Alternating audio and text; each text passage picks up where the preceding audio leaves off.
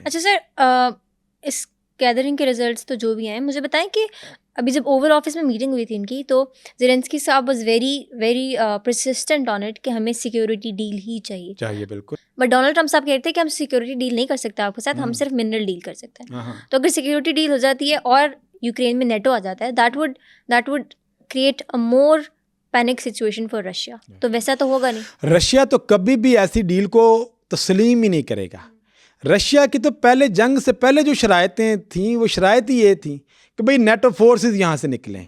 कोई भी वो मुल्क जो कि जिसकी सरहद रूस के साथ लगती है can not be the member of NATO.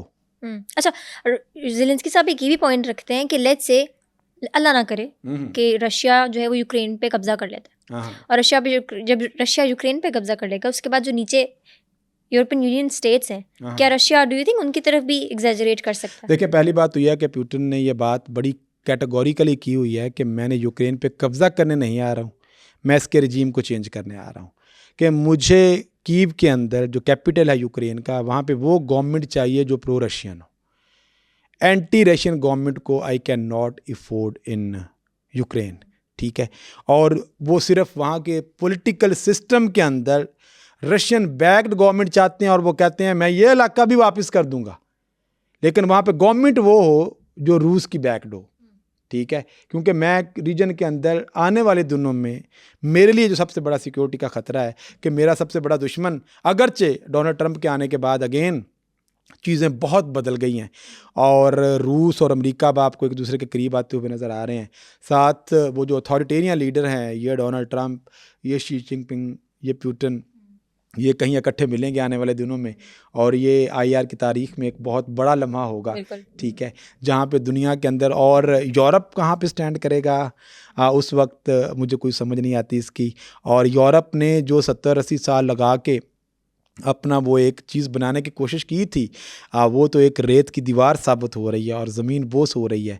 और उसकी सिक्योरिटी आप ले लें, उसकी इकोनॉमी ले लें, और उसकी इररेलेवेंस ले लें, और दूसरी तरफ फिर इधर से ब्रिक्स का ऊपर आना, और जो आपका ग्लोबल साउथ है उसका इमर्ज होना, ताकतवर होना, चाइना का दुनिया की अमेरिका को इकोनॉमिकली चैलेंज करना, ठीक है, इंडिया का एक बड़ी इकोनॉमी बनकर सामने आना, और उधर से ब्राज़ील, उधर से साउथ अफ्रीका, अफ्रीका के अंदर से। तो ये दुनिया की वो रियासतें हैं जो ग्लोबल साउथ से ग्लोबल नॉर्थ, जिन्होंने पूरी दुनिया को कोलोनाइज किया हुआ था किसी दौर में, अब वो उनसे ऊपर जाती हुई आपको नज़र आ रही हैं। अच्छा सर, ग्लोबल नॉर्थ और कोलोनाइजेशन से मुझे यूके याद आ रहा है, मतलब ब्रिटिशर्स का role, we don't see them as much into politics these days, why?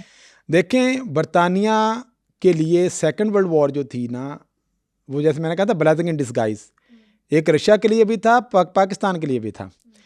अगर उस वक़्त हिटलर ये हरकत ना करता और ये हाल यूरोप का और बरतानिया का ना करता, तो अभी हमने भी कहीं ये मशरक़ वस्ता के रियासतों के साथ आज़ाद होना था, कोई 70 के अंदर आके, ठीक है। क्योंकि बरतानिया ने यहाँ से जाना ही नहीं था। बरतानिया को तो इसलिए जाना पड़ गया कि पीछे तो मेरा अपना घर सारा तबाह हो गया है, तो यहाँ से भाई निकलो, ठीक है, और जाके पहले अपने घर को बचाओ, इन मुल्कों पे हम कब्ज़ा करते रहेंगे। और दूसरी बात कि बरतानिया को कब ये रियलाइज़ हुआ कि अब मैं दुनिया की सुपर पावर नहीं रहा, ठीक है, स्विस कैनाल का वाक़या हुआ था 1956 के अंदर। बरतानिया ने और इजराइल ने मिल के हमला कर दिया इजिप्ट पे, स्विस कैनाल को, क्योंकि वो नेशनलाइज करने जा रहे थे स्विस कैनाल को, तो उन्होंने कहा जी ये हम इस पर कब्ज़ा करेंगे। अब जो अमेरिका था, अमेरिका को ये था कि अगर ये बैक करता है यूके और इजराइल को इस हमले के अंदर, तो इजिप्ट जो है ये कहीं कम्युनिस्ट ब्लॉक का हिस्सा ना बन जाए। इजिप्ट तो इतना बड़ा एलाय है। यस, यूएसए का, ये तब से अलायंस इनका शुरू हुआ, ठीक है। और तो इसलिए फ़ौरन से अमेरिका ने इन दोनों को ऑर्डर दिया, हेलो काके निकल, जैसे हमारी ज़ुबान में कहते हैं कि नीमा नीमा होके निकल जा।